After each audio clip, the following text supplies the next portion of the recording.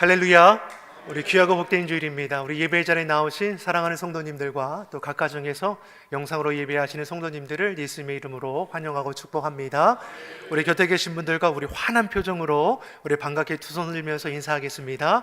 잘 오셨습니다. 반갑습니다. 잘 오셨습니다.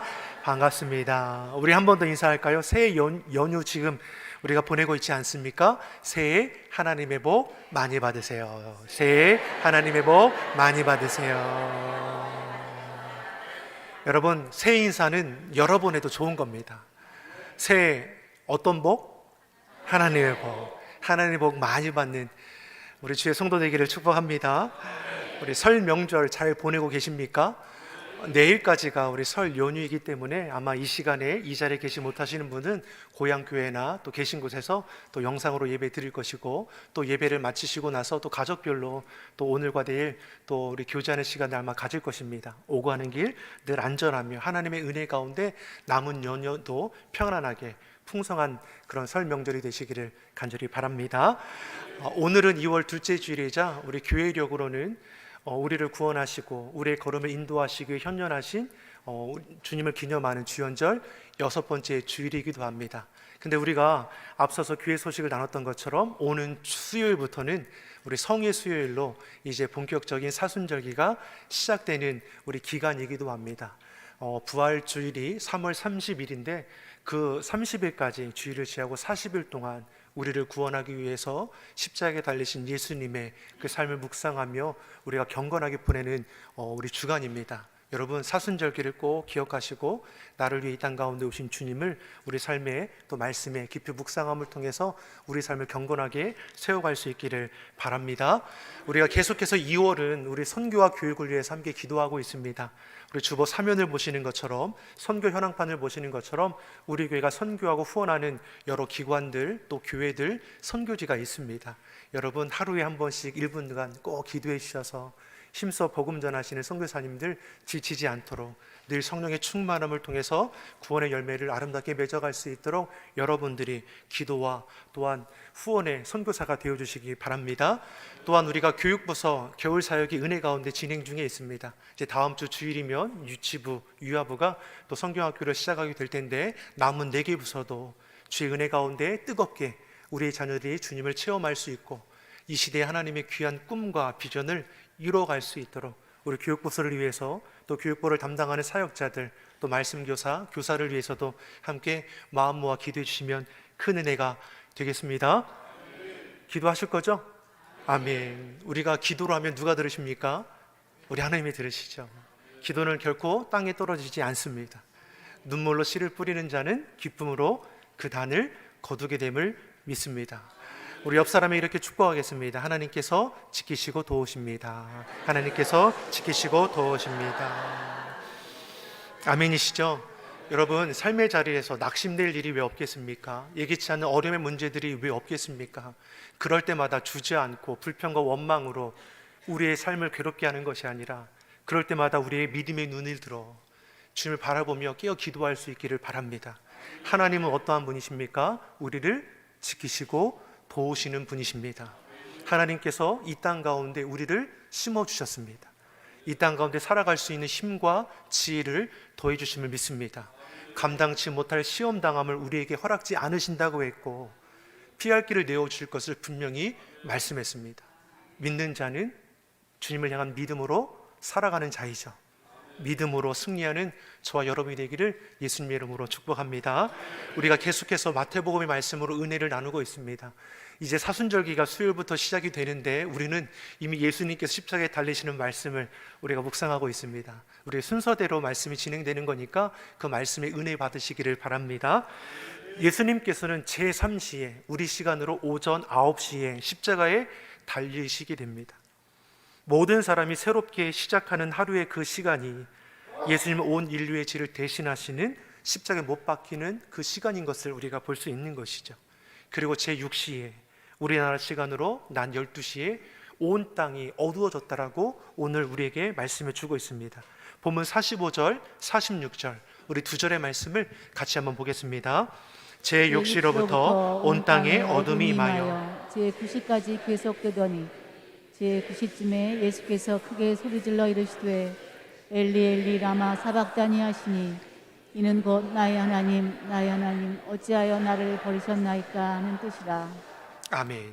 제3시 우리 시간으로 오전 9시에 십자가에 달리시게 되고 제9시 오후 3시 예수님께서 십자가에서 운명하게 되십니다. 그리고 그 중간에 제3시 우리 시간 제6시 우리 시간으로 오후 3시 이제 낮 12시에 온 땅에 어둠이 임했다라고 오늘 우리에게 말씀해 주는 것을 볼 수 있습니다. 하루 중 가장 뜨거울 낮 12시부터 숨을 거두시는 오후 3시까지 어둠이 온 땅에 임했습니다. 이것이 의미하는 것이 무엇입니까? 하나님의 심판이 이 땅 가운데 있었다라는 것을 가르쳐 주는 것이죠. 그러면 하나님의 심판이 누구에게 임했는가? 강도들인가? 로마 군병들인가? 예수님을 십자가에 못 박으라고 선동했던 어리석은 무리들인가? 아니면 유대 교권자들인가? 누구에게 하나님의 심판이 임하는 것입니까? 십자가에 달리신 예수님께 심판이 임했다라는 것이죠. 인류의 모든 죄와 허물을 대신 지시는 예수님께서는 하나님의 심판을 받으셨다라는 것입니다. 예수님께서는 대속죄물 되셔서 우리가 당할 심판을 온전히 받으셨습니다. 그로 인해 우리가 주님 안에서 자유케 된 것이죠. 예수님께서 숨을 거두시기 전에 소리내어서 외치는 것이 무엇입니까? 엘리 엘리 라마 사박다니, 나의 하나님 어찌하여 나를 버리시나이까. 철저히 예수님께서 버림받았다라는 것을 알 수 있습니다. 죄의 싹은 사망입니다. 예수님이 인류의 모든 죄를 대신 지시고 죄인으로서 죄의 결과를 온전히 담당하셨습니다. 그리고 50절에서 더 크게 소리 지르고 난 후에 운명하셨다라고 말씀합니다. 요한복음 19장 30절에서는 마지막 외침이 어떠한 단어였는지를 말씀합니다. 뭐라고 말씀하십니까? 다 이루었다. 하나님께서 자신을 통해 이루고자 하시는 구원의 길이 온전히 이루셨음을 선포하시고 나서 그 숨이 거두어졌습니다. 예수님은 십자가에서 속량 그 모든 값을 대신 치러주셨습니다. 구원의 길이 완성되었습니다. 무엇보다도 십자가의 죽으심으로 끝난 것이냐? 그렇지 않습니다. 3일 만에 부활하심으로 죄와 사망의 권세를 깨뜨리셨습니다. 잠자는 자의 첫 열매가 되셨음을 우리에게 가르쳐 주시죠. 십자가의 길이 승리의 길이고 영광의 길임을 우리에게 확증해 주신 것입니다. 무엇보다 예수님이 죽으시는 그 순간에 어떤 일이 일어났느냐? 성전의 휘장이 위에서 아래부터 찢어졌다라고 말씀합니다. 예루살렘 성전에는 성소와 지성소로 구분할 수 있습니다. 지성소 안에는 언약궤, 우리가 알고 있는 법궤가 그 안에 들어있고 오직 대제사장만이 지성소 안에 대속제일 1년에 단 한 차례만 들어가서 하나님 앞에 제사할 수가 있습니다. 이날에 자신과 백성들의 죄를 속하기 위해서 짐승의 피를 들고 지성소에 들어가서 번제함으로 예배하는 것이죠.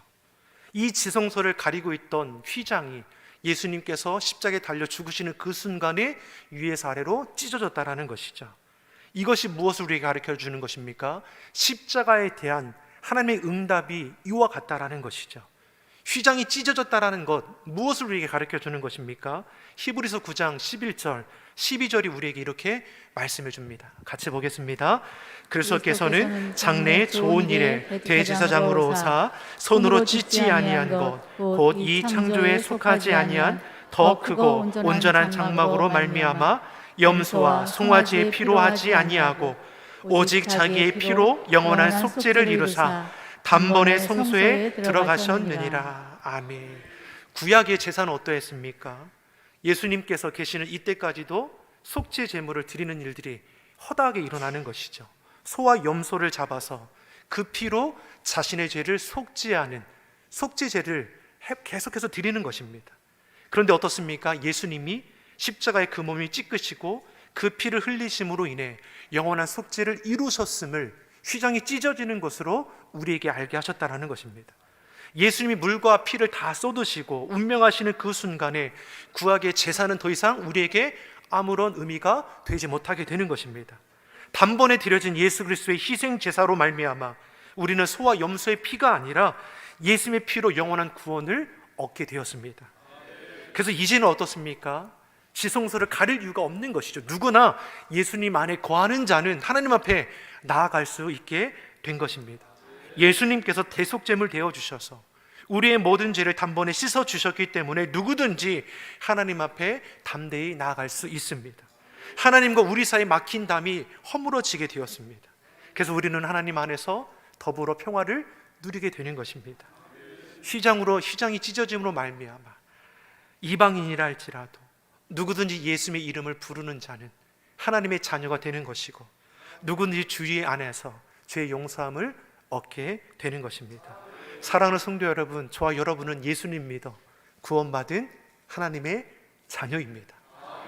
이 은혜를 우리가 결코 잊어서는 안 되는 것이죠. 주님 안에 구원함을 입은 우리는 이 땅 가운데 정죄함을 받을 이유가 전혀 없다라는 것입니다. 우리를 가리켜 뭐라고 말씀합니까? 택하신 족속이요, 왕같은 제사장이요, 거룩한 나라요, 소유된 백성이 되었습니다. 주님 안에서 주의 핏값으로 우리가 거저받은 바 된 것이죠. 하나님의 자녀된 자로서 우리가 구별되게 살아갈 수 있기를 예수님의 이름으로 축원합니다. 예수님이 십자가에 달려 죽으시는 그 순간에 성전의 휘장만이 찢어진 거냐? 그렇지 않습니다. 지진도 일어났습니다. 땅이 울리고 진동하고 바위가 터졌다라고 말씀합니다. 51절의 말씀을 우리 같이 한번 우리가 읽어보겠습니다. 이에 성소 휘장이 위로부터 아래까지 찢어져 둘이 되고 땅이 진동하여 바위가 되고, 휘장이 찢어졌을 뿐만 아니라 땅이 진동하고 바위가 터졌습니다. 뿐만 아니라 52절의 말씀을 보니까 무덤이 열리고 자던 성도들이 그 몸이 일어났다라고 말씀하고 있습니다. 놀라운 사건이 일어난 것이죠. 무덤이 열리고 죽은 자가 살아났다는 것은 죽음을 정복했다라는 것을 우리로 알게 해주시는 말씀입니다. 죄와 사망의 권세가 주님 앞에 다 무릎 꿇었습니다. 그 무엇도 우리를 정죄할 수 없게 되는 것이죠.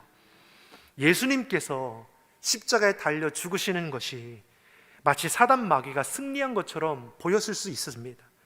그러나 예수님께서 운명하는 그 순간에 휘장이 찢어지고 무덤이 열리고 죽은 자가 살아났습니다. 십자가가 패배가 아니라 완전한 승리임을 우리로 알게 하시는 것이죠. 그리고 그 십자가는 누구를 위한 것이 아니라 바로 나를 위한 십자가임을 우리에게 알게 하시는 것입니다. 사랑하는 성도 여러분, 예수님께서 십자가를 지신 것은 나를 위해서입니다.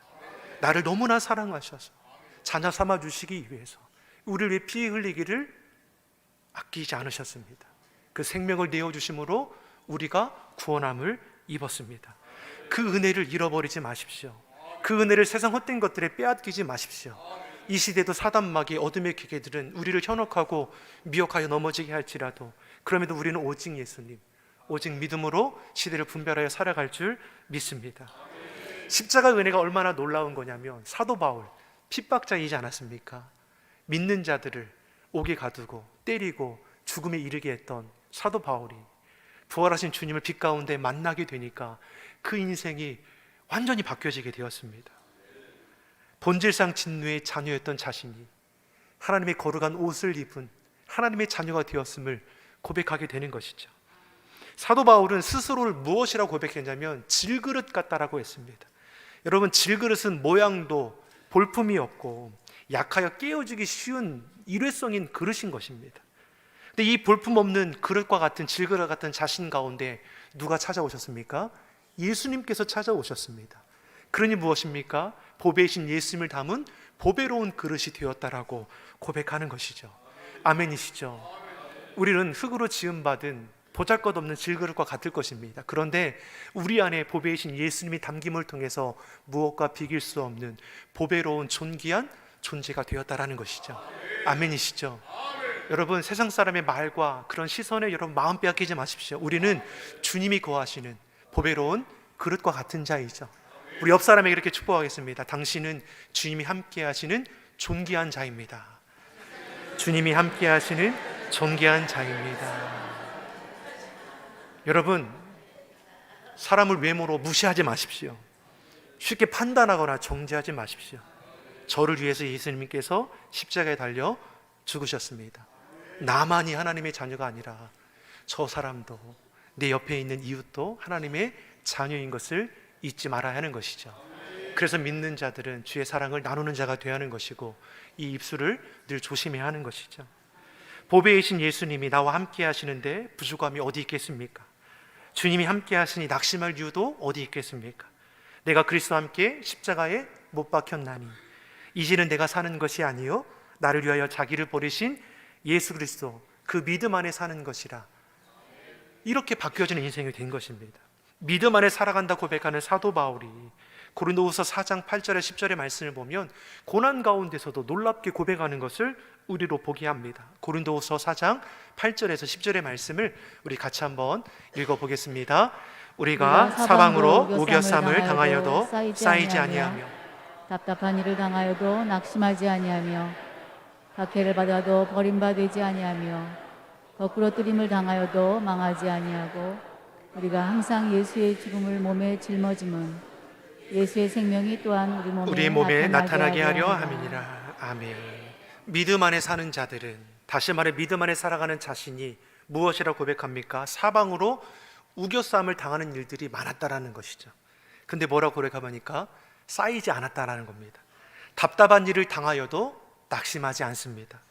핍박을 받아도 버림받지 않았습니다. 거꾸리팀을 당해도 저는 망하지 않았습니다. 무엇이 사도 바울로 이처럼 변화된 인생을 살아가게 하는가? 주님을 향한 온전한 믿음입니다. 믿음이 있는 자는 사방에 우겨쌈을 당할지라도 쌓이지 않는 것입니다. 답답한 일들 가운데도 낙심하지 않는 것이고 핍박을 받아도 거꾸로팀을 당해도 버림받거나 망하지 않는다라는 것을 분명히 고백하며 살아가는 인생인 것이죠. 고린도후서 4장 17절 18절이 이렇게 우리에게 고백해 주는 것입니다. 같이 보겠습니다. 우리가 잠시 받는 환난에 경한 것이 지극히 크고 영원한 영광에 중한 것을 우리에게 이루게 함이니 우리가 주목하는 것은 보이는 것이 아니요 보이지 않는 것이니 보이는 것은 잠깐이요 보이지 않는 것은 영원함이라. 아멘. 사도 바울이 고난 가운데서도 고백하는 것이 무엇입니까? 잠시 받는 환난에 경한 것이라는 겁니다. 일시적인 가벼운 고난에 불과하다는 것이죠. 고난을 만났는데 이 모든 고난은 일시적인 가벼운 고난이라고 사도 바울이 지금 고백하고 있습니다. 이러한 고백을 할 수 있는 이유가 무엇입니까? 하나님 나라에서 영원히 누릴 영광에 비하면 이 땅에 받는 환난은 일시적이고 가벼울 수밖에 없다라는 것이죠. 능히 감당해낼 수 있음을 고백해주고 있는 것입니다. 근데 우리가 잘 아는 것처럼 사도 바울은 죽을 위기도 수없이 겪은 자입니다. 옥에 갇히기도 많이 했고 매도 수없이 맞았고 심지어 돌에 맞아 죽게 될 위기도 놓여 있었습니다. 강의 위험, 강도의 위험, 동족들의 위험, 이방인들의 위험, 시내와 광야와 바다의 위험 등 이루 말할 수 없는 고난의 연속이 사도 바울에게 있었습니다. 이를 가볍다 말할 수는 없을 겁니다. 그런데 사도 바울은 잠시 받는 가벼운 고난이라는 것이죠. 왜 그렇습니까? 하나님 나라에서 누릴 영광에 비하면 이 땅에서 만나는 고난은 극히 작은 것이고 가벼운 것일 수밖에 없다라는 것입니다. 여러분, 이것이 이해가 되십니까? 여러분, 이것이 우리에게 도전이 되기를 예수님의 이름으로 축원합니다. 잠깐의 고난임을 우리가 분명히 알고 영원한 영광에 비하면 아무것도 아니라는 것이죠. 그래서 믿음의 고백이 중요한 것이고 믿음으로 선포하는 것이 중요한 것입니다. 여러분의 믿음을 입술을 열어 선포하시기를 간절히 소망합니다. 장차 누릴 영광에 비교해 보니 낙심할 것이 없는 것이죠. 담대하게 살아갈 수 있는 힘을 얻게 되는 것입니다.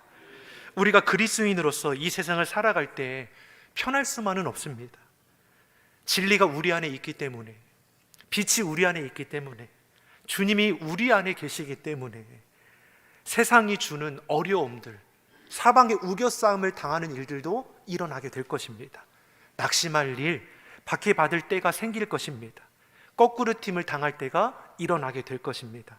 그러나 분명한 것은 우리가 예수님의 이름으로 계속해서 이런 고난에 있더라 할지라도 결코 우리는 쌓이지 않는다라는 것이고 패배하지 않는 것이고 수치를 당하거나 망하지 않는다라고 말씀하는 것입니다. 왜 그렇습니까? 하나님께서 우리의 고난을 영광으로 바꿔주실 것이고 패배가 아니라 승리로 이끌어 주시기 때문입니다. 그래서 우리는 담대하게 이 땅 가운데 주님과 거하며 늘 기쁨으로 나아갈 수 있게 되는 것이죠. 예수님께서 불법한 재판을 받으실 때 거짓 증언들, 거짓 증인들이 세워져서 예수님을 해코지 않지 않습니까? 이때 예수님은 침묵하셨습니다. 로마 군병들이 채찍을 때리고 침을 뱉고 조롱하고 모욕할 때에도 예수님께서는 침묵하셨습니다. 하지만 하나님께서는 어떻게 하셨습니까? 침묵하지 않으셨습니다. 온 땅에 어둠이 임하게 하셨고, 휘장이 찢어지게 하셨고, 땅이 진동하고 바위가 터지고 무덤이 열리고 죽은 자가 일어나게 하셨습니다. 하나님께서 갚아주신다는 것이죠. 내 인생 왜 이러합니까?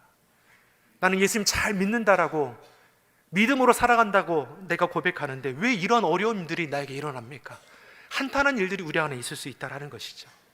그러나 오늘 십자가를 통해서 우리가 뭘 알 수 있습니까? 십자가는 실패도 패배도 아닙니다. 승리이고 영광이라는 것을 우리로 알게 하실 것입니다. 자녀가 불치병에 걸려서 죽게 되었을 때 귀찮아서 도망가는 부모가 어디 있겠습니까? 돈이 없는 부모라 할지라도, 치료할 능력이 없는다 할지라도 자식을 부둥켜 안고 우는 것이 부모의 마음인 것이죠. 잘난 자식보다 못난 자식에게 더 애정을 갖는 것이 부모의 마음입니다. 이런 부모의 마음보다 더 큰 마음으로 우리를 돌보시고 살피시는 분이 우리 하나님이시죠. 우리의 고난을 침묵하지 않으십니다. 우리의 억울함을 다 알고 계십니다. 우리가 계속해서 믿음으로 십자가를 지면 하나님은 우리의 인생을 영광스러운 그 삶으로 세워주실 줄 믿습니다. 지금도 주님은 우리와 함께 하시죠. 자녀는 우리를 지키시고 돌보아 주십니다. 우리를 떠나지도 버리지도 않는다라고 분명히 약속해 주셨습니다. 신명기서 31장 6절이 우리에게 이렇게 말씀하죠. 같이 보겠습니다. 너희는 강하고 담대하라. 두려워하지 말라. 그들 앞에서 떨지 말라. 이는 내 하나님 여호와 그가 너와 함께 가시며 결코 너를 떠나지 아니하시며 버리지 아니하실 것입니다. 아멘. 우리와 영원토록 함께 하실 것을 약속하셨습니다. 우리는 하나님의 약속의 말씀을 믿고 따라가는 자이죠. 여러분, 두려워하는 이유가 어디 있습니까? 놀라는 일들이 왜 일어납니까? 우리가 연약하기 때문이죠. 자꾸만 믿음이 연약해지기 때문입니다. 어려운 가운데서도 우리는 주님을 바라보기를 원하지만 자꾸만 눈에 보이는 것에 우리 마음이 흔들릴 때가 너무나 많습니다. 그때 이 말씀이 꼭 기억하시길 바랍니다. 강하고 담대하라. 두려워하지 말라. 너와 함께하며 결코 너를 떠나지 아니하리라. 이사야서 41장 10절에서도 우리에게 주시는 말씀이 무엇입니까? 이사야서 41장 10절의 말씀을 같이 보겠습니다. 두려워하지 말라. 내가 너와 함께함이라. 놀라지 말라. 나는 내 하나님이 됨이라. 내가 너를 굳세게 하리라. 참으로 너를 도와주리라. 참으로 나의 의로운 오른손으로 너를 붙들리라. 아멘. 여러분, 두려워하지 마십시오. 놀라지 마십시오. 다시 말해, 주님 안에 거하는 자는 놀랄 일도 두려워할 일도 없는 것이죠. 두려움의 문제가, 염려할 문제가 없어서 그런 것이 아니라 우리를 굳세게 하시고 우리를 의로운 오른손으로 붙드시는 여호와 하나님께서 함께 하시기 때문입니다. 하나님이 나와 함께 하심을 확신하는 자는 두려움의 문제, 염려의 문제를 짓눌리지 않는 것이죠. 날마다 주의 은혜 가운데 거하는 우리 시온 속의 성도 되기를 예수님의 이름으로 축원합니다. 올 한 해 이제 2월이 되었습니다. 올 한 해 우리가 이제 남은 기간을 보낼 텐데 믿음에 굳게 서서 감사함이 넘치는 우리 심령, 우리 삶의 자리가 되길 바랍니다. 믿음을 지키십시오. 믿음을 지킴을 통해서 하나님께서 어떠한 감사의 제목으로 우리 삶의 자리를 채워주실지를 기대하면서 고난에서도 짓눌리지 않는 저와 여러분이 되기를 예수님의 이름으로 축원합니다. 기도하겠습니다. 좋으신 아버지 하나님, 우리의 모든 죄짐을 대신 담당하시고 우리의 모든 형벌을 대신 지신 예수님을 우리 삶의 주인으로 모시게 하여 주시옵소서. 주님의 보혈로 우리의 모든 죄와 허물을 맑게 씻어주시고 우리의 영혼육을 날마다 새롭게 하여 주시옵소서. 참을 수 없는 모욕과 조롱에도 온몸에 찢기는 고통 속에서도 묵묵히 십자가를 지심으로 우리에게 생명을 주신 주님, 우리도 나된 것 모든 것 내려놓고 주님을 따라가게 하여 주시옵소서. 우리로 용서의 삶을 살게 하시고 사랑으로 섬기게 하여 주시며 맡겨진 사명을 기쁨으로 감당함을 통하여 하나님의 뜻을 이루어가는 모든 예배자들이 되게 하여 주시옵소서. 감사드리며 예수님의 이름으로 기도드립니다. 아멘.